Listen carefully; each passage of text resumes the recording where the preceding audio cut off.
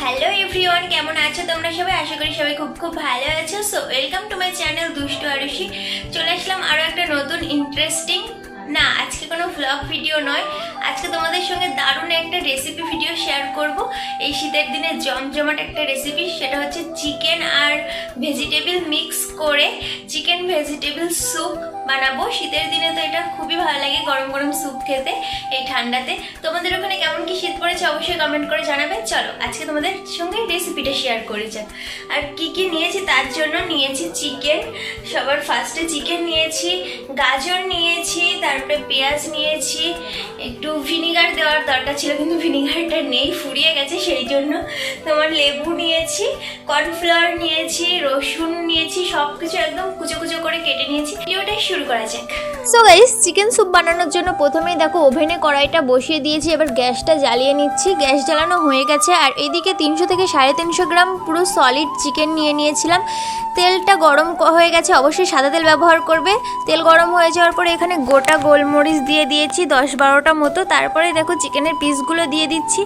চিকেনটা ভালো করে নাড়াচাড়া করতে হবে, অবশ্যই কম ভাজে রাখবে, মানে বেশি ভাজলে কোনো মতেই চলবে না, বেশি ভাজা যাবে না। এদিকে দেখো গাজর কুচি, কাঁচা লঙ্কা কুচি, পেঁয়াজ কুচি, রসুন কুচি এবং ভিনিগার নেই, তার জন্য নিয়ে নিয়েছি দুটো ভাতে খাওয়া লেবুর স্লাইস। তো দুটো ভাতে খাওয়া লেবুর পিস নিয়ে নিয়েছি। এদিকে দেখো কেমনভাবে ভেজেছি, তোমরাও অবশ্যই এইভাবেই ভাজবে। আর তোমাদের পরিমাণ মতো যত মানে ভাববে যে কয়জন লোকের জন্য রান্না করছো সেই হিসাবে জলটা দেবে। যতটা জল দেবে তার অর্ধেক, যদি 1 লিটার জল দাও 500 গ্রাম নিয়ে আসতে হবে ফুটিয়ে ফুটিয়ে।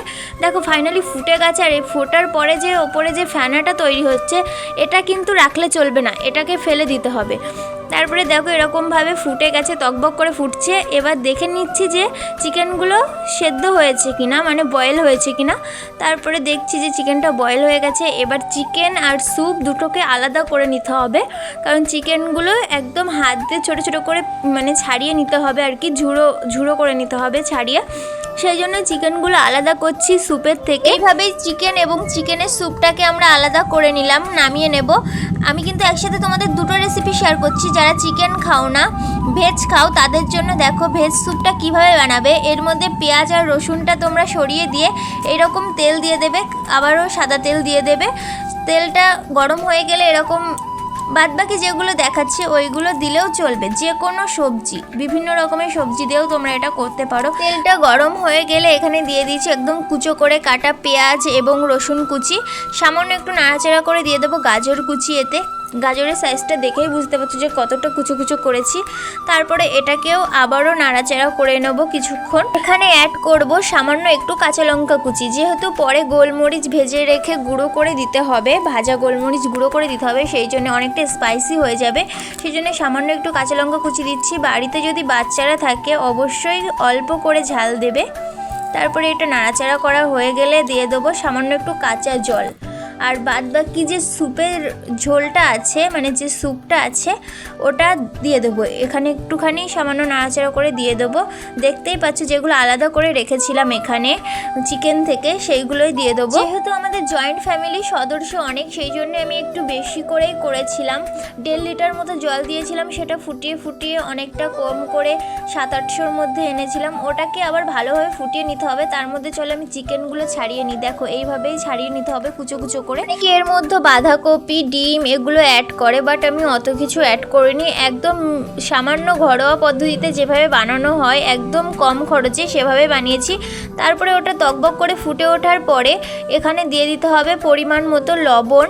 আর তারপরে দিয়ে দিতে হবে চিকেনের স্লাইসগুলো, যেগুলো আমরা কুচো কুচো করে রেখেছি। তারপরে দেখো গোলমরিচ গুঁড়ো দিয়ে দিতে হবে স্বাদ ব্যালেন্স করার জন্য, সামান্য একটু চিনি, একদমই সামান্য, 10-15টা মতো দানা। তারপরে দেখো ভিনিগার ছিল না, সেই জন্যেই দিয়ে দিয়েছি একটু লেবুর রস। আর এইখানে কিন্তু কর্নফ্লাওয়ার গুলে রেখেছিলাম, সেটাই দিয়ে দিলাম ঝোলটা গাঢ় করার জন্য। কর্নফ্লাওয়ার অবশ্যই দিতে হবে। দেখো একটা বাটিতে ধরবে না, সেই জন্য দুটো বাটিতে আমি নামিয়ে নিয়েছি। চলো এবার সবাইকে দেওয়া হবে।